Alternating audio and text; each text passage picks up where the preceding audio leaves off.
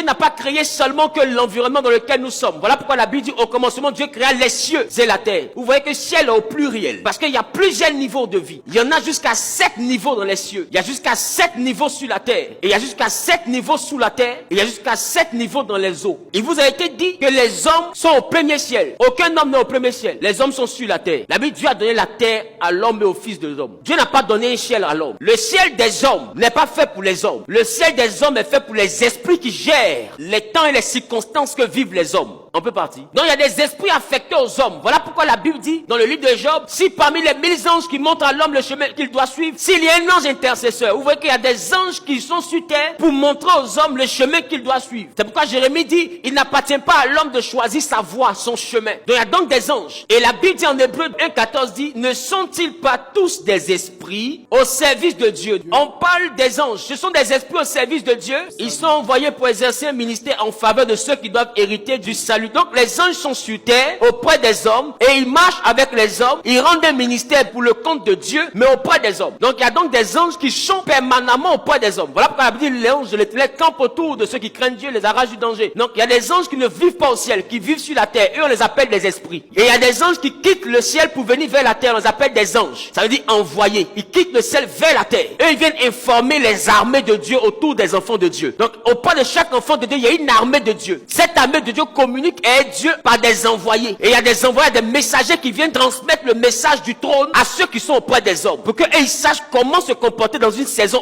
dans ta vie. Donc c'est une hiérarchie. C'est pourquoi vous allez voir que le prophète Élisée, il y avait des anges autour de lui. Mais c'était une armée. Il dit ceux qui sont avec nous. Non, ils se baladaient avec cette armée. Cette armée ne partait pas au ciel pour revenir. Il y a des anges qui sont constamment auprès de vous. Et l'apôtre Jean a eu à voir un de ces anges. Et il a voulu même se prosterner. Il dit non, garde-toi de te prosterner. Je suis ton compagnon. Un compagnon veut dire quoi? Je suis avec toi quotidiennement. On est ensemble tous les jours. C'est aujourd'hui que tu me vois, mais on est ensemble tous les jours. Ça veut dire que quand Jean avait des petites visions avant, c'était lui. Tout ce que Jean voyait, il dit je suis ton compagnon. Et puis je ne suis pas seulement avec toi, je suis avec tous tes amis les prophètes. Tous les prophètes là, je suis leur ami. Donc il y a des anges qui sont auprès de nous pour nous faire prophétiser. Il y a des anges qui sont auprès de nous pour nous montrer le futur. Il y a des anges qui sont là pour nous révéler les choses cachées. Tu dis non, j'étais là, quelque chose m'a dit et puis c'était vrai. C'est pas quelque chose, c'est un ange qui est auprès de toi. Donc il y a des anges auprès de tout le monde. Quand ils sont affectés à la terre, on les appelle des esprits. Et la Bible, ce sont des esprits. Donc il y a des esprits qui sont des anges, mais affectés sur la terre auprès de ceux qui sont appelés à hériter du salut, mais pas que ceux qui sont appelés à hériter du salut. Il y a aussi des anges appelés des démons qui sont auprès de ceux qui sont appelés à ne pas avoir le salut. Voilà pourquoi, quand tu es appelé à ne pas avoir le salut, avoir un démon c'est normal. Quand tu es appelé à avoir le salut, avoir un démon c'est anormal. Parce qu'un démon est fait pour être à côté de ceux qui ne doivent pas hériter. C'est comme si toi tu es policier ou bien tu es ministre, ton garde du corps c'est un braqueur. C'est pas normal. Tu ne peux pas avoir un voleur pour garde du corps pendant que toi tu es ministre de l'intérieur. Maintenant si tu es voleur, que tu es un policier pour garde du corps, c'est que tu t'en vas à la maca.